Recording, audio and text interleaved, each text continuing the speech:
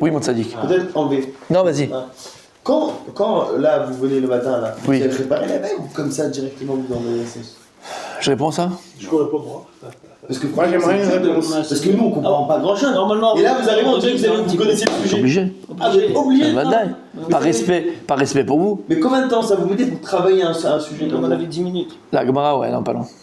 Pas longtemps? Non. C'est-à-dire que là, en 10 minutes, vous avez tout compris ça? Alors qu'on a mis une. Il a déjà fait cette mara. Ouais, mais alors, moi j'ai déjà fait Megillah et je m'en rappelle plus.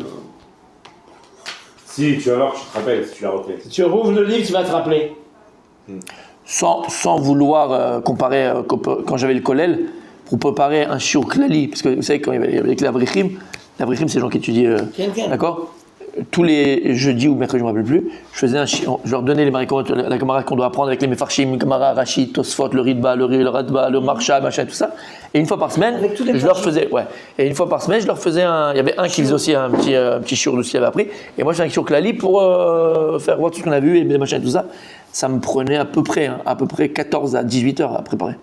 Hein? 14 à Pas 18 Pas du du tout heures. le même Vargim. Mais là, par exemple, Facile. pour ça, la Pour combien de temps? Une page? Pour ce qu'on avait étudié la semaine. La Sougia. La Souga, Semaine, qu'on avait étudié. la semaine. Qu'on avait étudié la semaine. Ça dépendait. N'avancez pas. 10 minutes Ah, là, une ça semaine. vous suffit? Un peu moins 5 minutes. 5 minutes? Mais il l'a déjà vu. Vous l'avez déjà faite. Oui, et même c'est facile. Ah ouais? Ouais. Ça, c'est facile. Mais parce qu'on est au début, on va avancer si Dieu veut. On va avancer. Dans la tête, en fait. Donc, petit à petit. On va ta avancer tête, si elle- Dieu veut. elle Ça, se- c'est facile.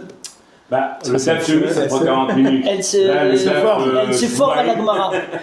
Non, mais le Daf Yomi, la différence, C'est une pas école de vrai. c'est que si je te prends non, même pas, je te prends les 50 personnes qui ont entendu, d'accord, et je lui dis vas-y, là, vas-y, répète-moi, même le lendemain, il sait plus ce qu'il a fait. Hein. Il sait plus. Oui, nous aussi. Mais non, bon, c'est bien. Non, c'est bien. Je dis pas que c'est pas bien. Mais quand on parle, tu sais, une étude très superficielle, c'est très superficiel. C'est comme le Dafayomi. Ça dépend. Non, Daf Yomi, je parle. Ah, vous parlez de Très superficiel, le Il y Daf en a Yomi. qui font 20 minutes, Très il y en a qui superficiel. font 45, 50. Voilà, mais bon, le type qui était là, qui a écouté comme machin un truc, c'est très superficiel, il pourra pas t'en faire le Des Daf. nuances à comprendre dans 5 minutes, c'est chaud. Réponds. On perd du temps, je pense. là. Déjà, mais je vais te donner une petite anecdote parce que c'est important une petite anecdote. Quand j'ai commencé moi la Gemara, d'accord, aussi c'était du charabia. Ouais. Ah, c'est très Moi, dur. c'est pas les lignes en C'était gros. très dur. Bah oui, vraiment. Et même quand j'ai commencé, après j'étais au kollel, tu sais, il y a deux darim en général dans un kollel ou dans une yeshiva. Le matin on fait yun, ça veut dire on étudie profondément du suga, on reste longtemps sur quelque chose. Et l'après on faisait bekiyut. Bekiyut c'est on avance vite dans la Gemara pour finir la masechet, Et bekiyut, moi j'ai un peu de mal. J'avais du mal à avancer vite et tout ça, je voulais comprendre quoi. Et il y avait mon roche kollel à l'époque, c'était Rav Shlomo d'ailleurs, c'était avec lui. Il voyait que j'avais du mal et tout. Et il m'a dit, regarde, demain on étudie ensemble. On fait Ravouta. Donc je fais Ravouta avec lui en Bekiyut. Et pour me débloquer, il m'a dit quelque chose de très vrai. Il m'a dit, quand tu prends l'équipe, le journal d'équipe, pour voir les machins et tout, quand tu le prends, d'accord, t'as pas peur de pas comprendre ce qu'il va avoir écrit. Il m'a dit, Léavdil, pense que tu vas dire l'équipe. Léavdil, pas par rapport à la Gdusha, mais Ouais, mais Léavdil. l'équipe, il y a les titres en grand, tout ça, c'est facile. On se met. Pourquoi? Et en fait, j'ai compris. Et quand j'étais à Mir, mais je l'ai compris à 1 milliard de pourcents plus, 1 milliard, c'est une gymnastique de l'esprit. C'est une gymnastique mamache. D'où la vraie question. Est-ce que c'est bien, comme on fait, c'est-à-dire de faire avec ces Gmarot-là? Parce que j'entends plein de fois des gens qui disent ces Gmarot, c'est pas bien parce que tu te casses pas trop la tête. C'est vrai. C'est bien quand même, hein. Mais non, parce Nous, les qu'on débutants, comprend très enfin, pour facilement, quoi. C'est-à-dire, est-ce que toute l'idée d'un Gemara, c'est de comprendre ce qu'il y a, ou de comprendre tout seul? Alors, il y a deux choses. L'étude de la Gemara, d'abord, c'est la date et la Torah. Puisque la halacha pure, la halacha, d'où il vient? De la date de Non, c'est la Gemara. Ouais. C'est du Talmud. Toute la halachot, elle vient de la Gemara. Donc il faut savoir la date, tota. Donc la date, il faut avoir une connaissance, comme tu as dit. Mais, et ça, il y a écrit dans la Gemara, dans Nedarim. La Gemara, elle dit, à mitzvot, lav lehenot nitznu. Les mitzvot, elles n'ont pas été données pour que tu en profites. Dans le sens où Sauf un Shabbat. ça te fait plaisir, ça te fait pas plaisir, tu aimes pas, tu kiffes pas. Asher qui est des choses, mais mitzvot avec tzivanu, zatzivou yachem. Non, non. Donc les mitzvot, elles n'ont pas été pour que tu kiffes. Mais non, Il y a alvaï. des mitzvot qui Non, attends. Alvaï, que lorsqu'on fait une mitzvah, on kiffe. Ouais. Mais toi, dans ta conscience, que ça te plaise ou pas, tu dois le faire. Là, ça fait nishma. Et donc, c'est une gemara, c'est un klal. Aval. Il y a un livre qui s'appelle Igletal, magnifique, extraordinaire, c'est un commentateur contemporain, un peu contemporain, mais il y a quelques années quand même, sur la Gemara, tout ça. Et dans sa Agedama, hein, et là-bas, il fait quelque chose de merveilleux. Il dit Nachon, la Gemara, elle est connue dans Nedarim, à mitzvot, lav lehenot nitu. Et ça, il faut le dire aux enfants, il faut le dire à tout le monde. Les mitzvot, ils n'ont pas été donnés pour qu'on en profite. Maintenant, attention, alvaï qu'on arrive à trouver le kiff dans la mitzvah. Mais même si tu l'as pas, tu dois le faire, c'est dans ce sens-là. Non, c'est quoi, hein, les thunes, ça fait mal au bras, je les mets pas. Après, ça fait pas, je kiffe pas. Tu dois le faire. Alvaï, après que tu trouves un kiff à mettre les tunes. Wow. Ok. Mais il dit là-bas quelque chose de merveilleux. Malgré que nous dit Chachamim, mitzvot, lav lehenot nitnu. Il y a une seule mitzvah où lehana nitna. Et j'ai eu cette discussion hier soir en partant de la synagogue après Arvit avec Rabbi Dan Nazarian. Oh là là, mais t'as la tête dans la foufoune, toi. Mais non, mais c'est ça. C'est un truc de fou. Lui, a une relation. Ça, de toute façon, tu l'as. Hachem, il t'a créé comme ça. Non. Non, mais ça, c'est le contraire. L'imoud à Torah. Ah, Il dit la seule, j'avais dit, la seule mitzvah où atachayav lehenot, pas tu dois pas, tu te dois de kiffer, c'est l'imoud à Torah. On l'avait dit, panim et On l'avait panim. dit. Exactement. Panim et panim. Et c'est je parlais avec Rabbi Dan, parce qu'il m'a dit, ouais, mais c'est un passionné, mais je peux pas rester un jour sans Gemara. C'est une oxygène. Non, mais maître, c'est pas possible. Je parle Gemara, là, moi je parle Talmud, je parle pas Moussar, ce que tu veux, ça c'est Vadaï. Je parle du Talmud, je parle de la Gemara. Yefcha. Et là, Rabbi Yossi, ça revient au petit 2. Petit 2, c'est-à-dire que voilà, la Torah, c'est pas la Gemara, les mots de la Gemara, c'est pas simplement avoir une connaissance, qui est la première chose, mais c'est aussi. C'est aussi, exactement. Il y a le plus grand kiff qu'on peut avoir dans l'étude de la Torah, tu ne pourras le retrouver que dans la Gemara. Et quand dans la Gemara, et ça revient à ce qu'on avait dit, que dans le Iyun. Que quand tu vas essayer de te casser la tête, toi comprendre. C'est quoi? Mais je me rappelle toujours, un Tosfot que tu comprends pas, mais que tu vas essayer de décortiquer, mais tu vas jamais. Bon, voilà, parce qu'on essaie de lever le niveau, voilà. Je vous dis franchement, on est à peu près entre une demi-heure, 45 minutes maximum dans les shurim. Si on avait 1h30, je te vous ferai les Tosfot, les Rachilas, je fais plein de choses à l'oral. Plein de choses. Choses que je vois, c'est les Mefarshim, surtout dans la Gemara, parce que je les ai pas. D'accord. Donc plein de choses que je vous dis, c'est des choses que j'ai vues des Mefarshim, d'accord, pour qu'on comprenne. Mais si on avait le temps, on fait un ritba dans les mots. Mais tu sors d'ici, t'as deux ailes qui te poussent, mon fils. On ne fait pas petit à petit alors. On a 30 minutes, 45 minutes. Donc, Si vous me donnez 1h30, on le fait. Et on fait même le Tosfot, on fait même le Rashi, on fait même le Marsha. Rashi, on essaye de faire la Seder. Mais bien sûr, Rashi est obligé. Parce que là, Tout à fait. Sans Rachid, on n'aurait pas. Bien sûr, mais je vous le dis à l'oral. Ouais. C'est pour ça que quand je vous explique, mais il faut le faire dans les mots.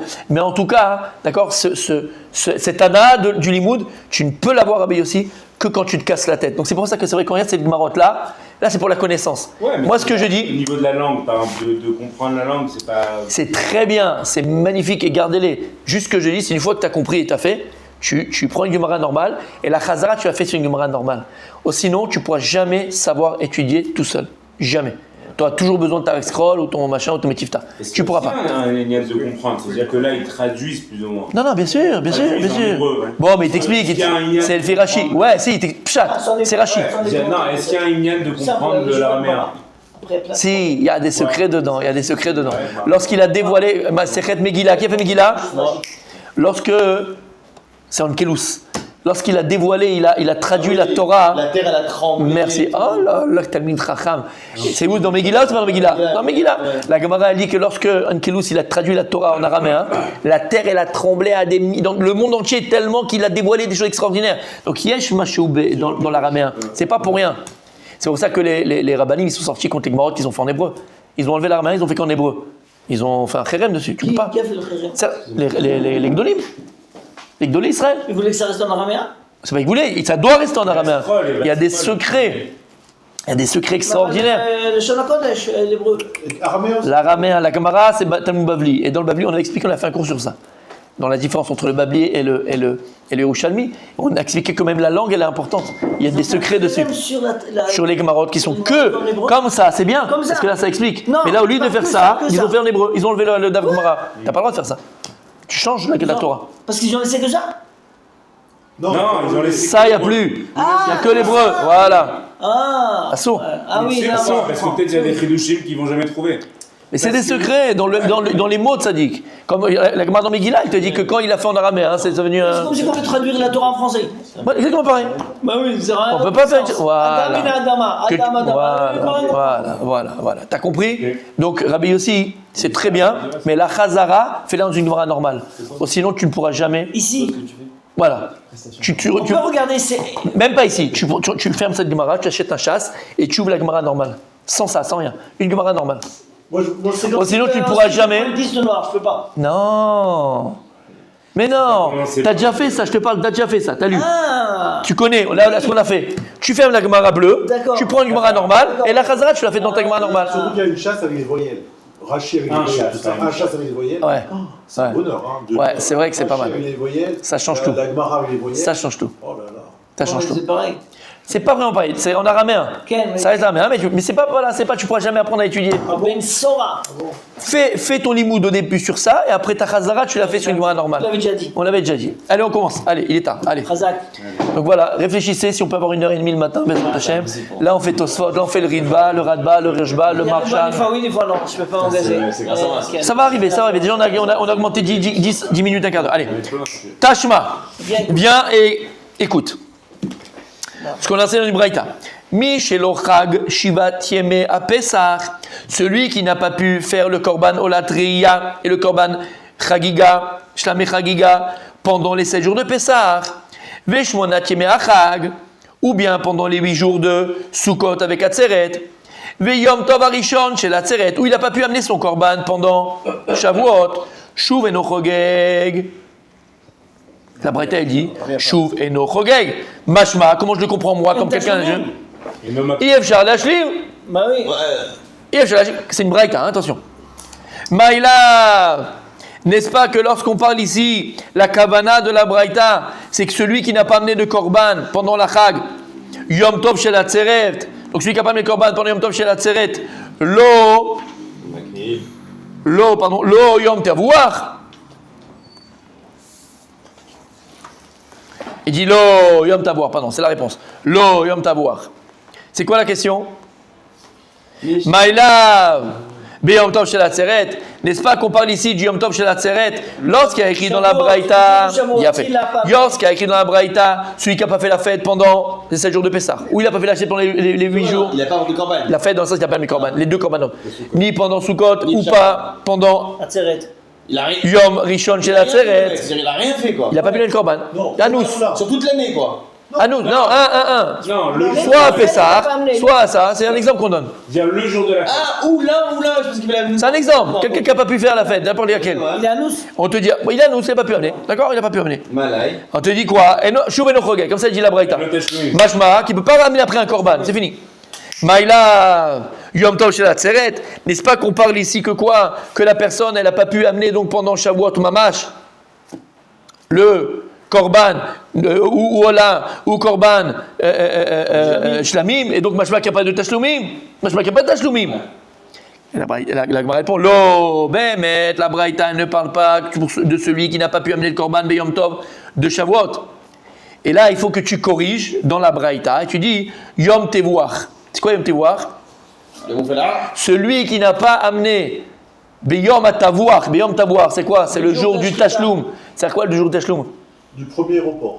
Du premier report. D'accord. Soit le Yom Le lendemain. Rishon, soit le lendemain. On est selon Beth Shammai, hein, parce qu'il n'y a pas de Yom Tavuach selon Beth Hillel, c'est selon Beth Shammai.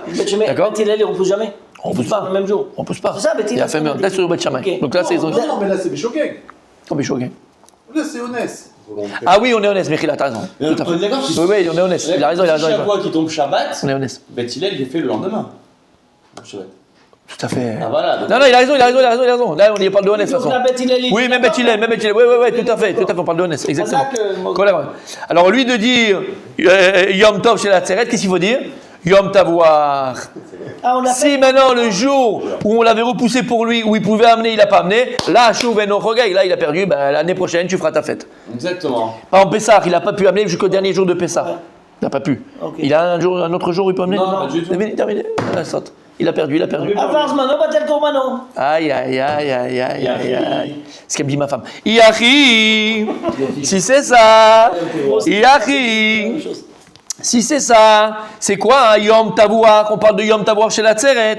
Nifshot mina dechad Yom Tavuach. Alors de là, je vais te prouver que quoi?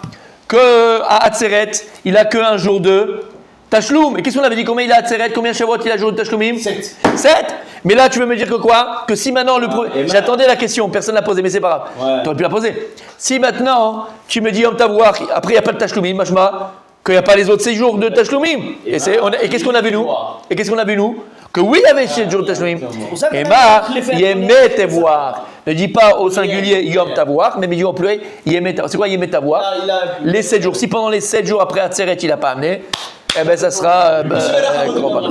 On continue demain, Bezrat Hashem. Hazak.